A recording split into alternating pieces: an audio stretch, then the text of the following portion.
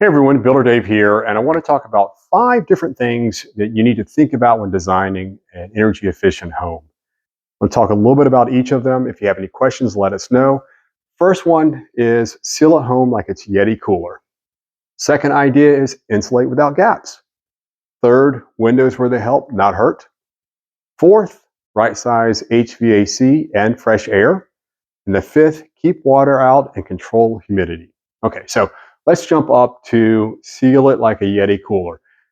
If you've ever had a YETI cooler, seen it, one of the things that makes them unique is the rubber gasket around the lid closure. That's why when you clamps the lid down, it's very tight, air sealed. So what cold air that you're keeping things cool inside stays in there and no warm summer air gets into the cooler. So you want to design your house and make sure that you've got good seals and you're not leaking any air. And that goes into insulate without gaps. So when we talk about insulating without gaps, when you look at, and again, I have an example here of a wood framed wall looking straight onto it, side profile, then an ICF wall looking straight onto it. It's kind of boring, it's just a solid wall, and then the profile of the ICF. But when you think about insulate without gaps, when you frame up a wooden wall, you have your vertical studs, whether they be 2x4, 2x6s, every 16 inches on center.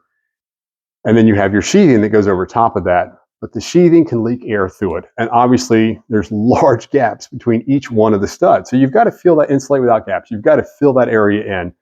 So you can put different surfaces onto the surface of the sheathing.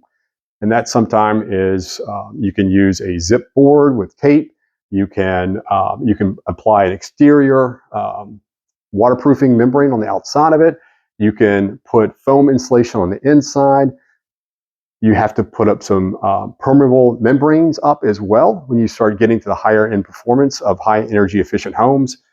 All of it can be done with wood framed. It's just a lot of very specific steps, and it gets to be tedious. And when things can become tedious and a lot of steps, you have this thing called human error that can always get into a project.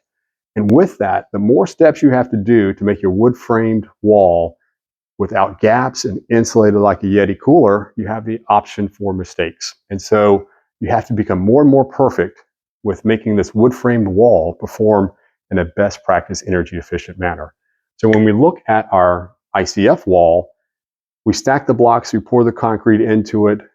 Fairly simple, not a whole lot of extra steps to it. We have a very solid wall here, profile solid. We don't have a lot of extra steps to it. We don't have to insulate. The insulation's already done. We don't have to air seal. It's already air sealed. There's no perm membranes that we have to apply to the outside.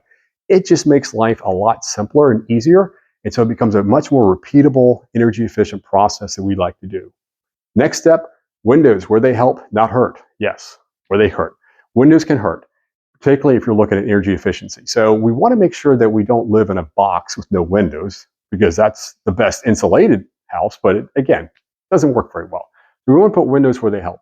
So west-facing windows, that warm summertime afternoon heat, we want to try to reduce that exposure, but keep them where they help. The other thing is, if you have too many windows, or again, the design could call for a lot of windows, which are very beautiful, cool homes.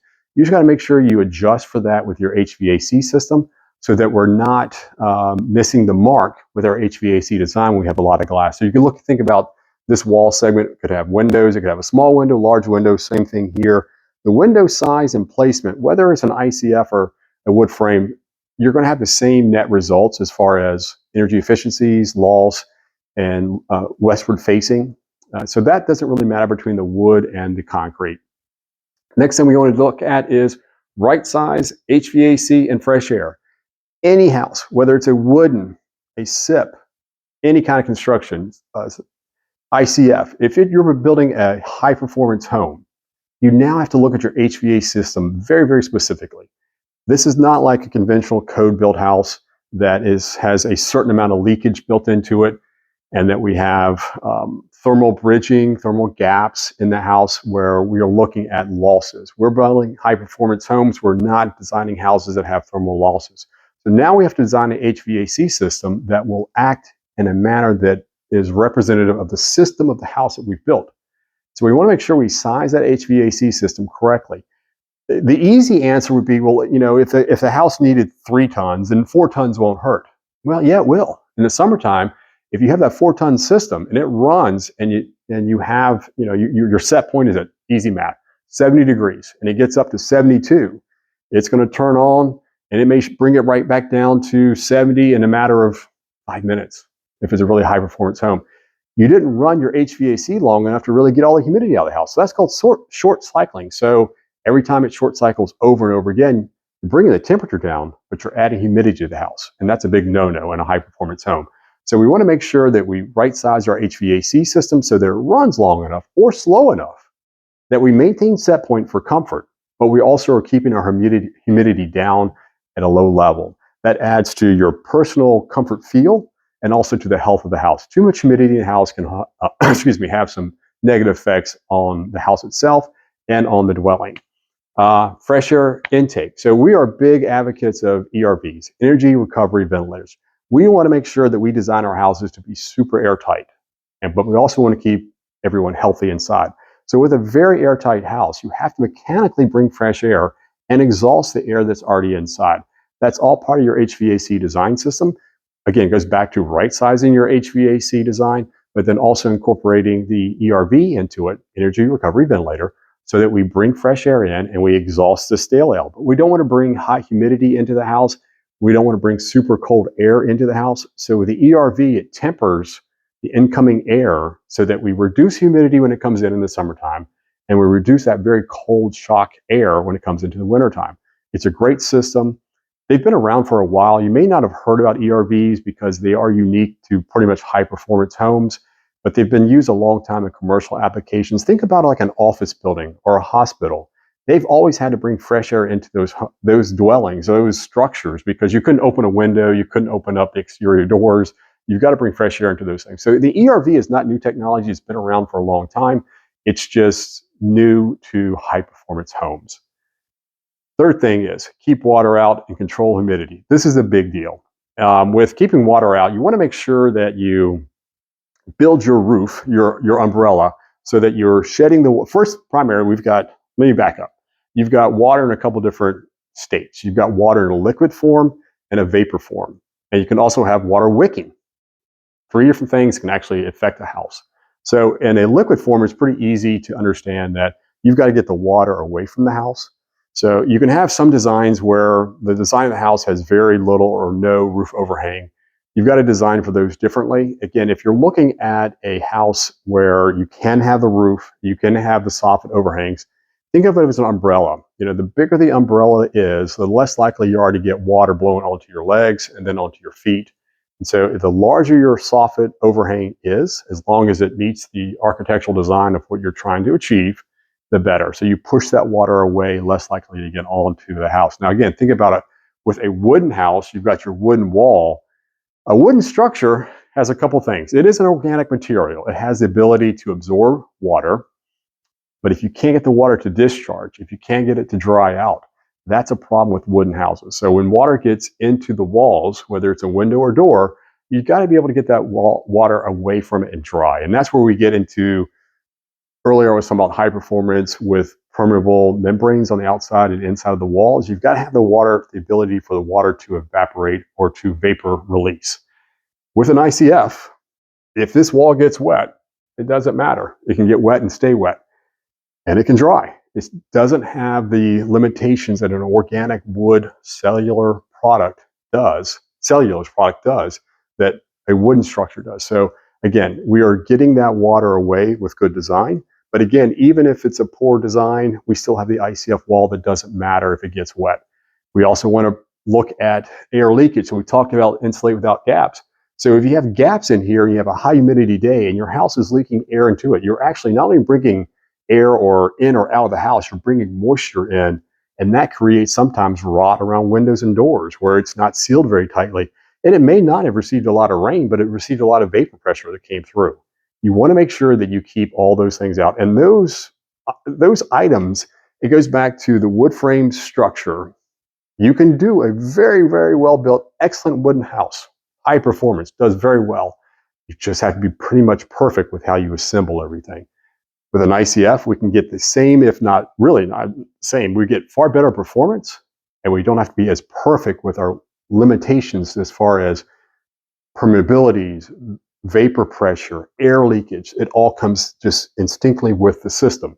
You also want to make sure that you look at wicking. So your wood will wick, and that's why we look at our bottom plate. If it's on a typical foundation wall, we have to put a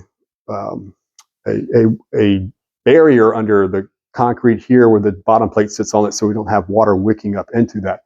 But on some older homes, they didn't put that into the houses. So if the concrete got wet, and the concrete can get wet and dry and it's happy, it doesn't get hurt, but if the concrete gets wet and it starts to absorb into the wood, now you're wicking water up into your wood system, and that creates some rot and some other nasties. So again, going back to the full circle all the way back, seal it like a YETI cooler. Again, get those air gaps, everything sealed up super tight. You can do it with wood, you can do it with ICF. I hope this little visual shows you where wood frame is just a lot harder to get that right. Insulate without gaps. Again, same thing. Insulate without gaps. We have no gaps. No gaps, no gaps. We've got gaps. Can it be done with wood? Yes. It's just much, much harder to do it with wood. Next step is windows where they help, not hurt. Again, that's going to be not unique to wood or ICF, but think about where your windows are, how big they are, and the effect that you want to do, because you can have what's called like radiant cooling. And if you sit next to a window, you can actually feel cooler, even though it may be ambient temperature the same. But what's happening is the temperatures actually radiate from you to the source of the glass, which actually is pulling heat away. So it's radiant cooling. It's more of a feel, like it's a warm, cozy feel than actual temperature loss, but it does have an effect on the comfort level for the occupants. Right size HVAC and fresh air. Again, right size this HVAC. Don't let your HVAC contractor say, well, if it's too much, it'll work fine. You just don't want it to be cold or too hot. Something that old school thought is make it a little bigger, it won't hurt anything. Well, it will hurt. You want to make sure you size that HVAC system correctly so that you're not short cycling, you're not over running the system, and you're not spending more money than you have to do the job. Fresh air intake. ERVs are an absolute must. If you're getting down to air exchanges, very low air exchanges, less than 3, 2, 1, passive 0.6 air exchanges, you really want to have that ERV running. So just bringing fresh air in, but you control the fresh air that it comes in. You are tempering it as it comes in. You are controlling what exhausts. You control it. You know what's leaving. Best system. And then keep the water out. Again, think of your umbrella, keep the water out. You got to think about vapor pressure as it comes in. And what does vapor pressure do to wooden structures? It does a lot of damage. And you just have to be careful about that. And again, it goes all back to being, can you do a wooden house that has very good energy efficiencies? Absolutely. Do you have to be perfect with how you assemble it? You have to be perfect. If you have any questions, please let us know. Thank you. Have a great day.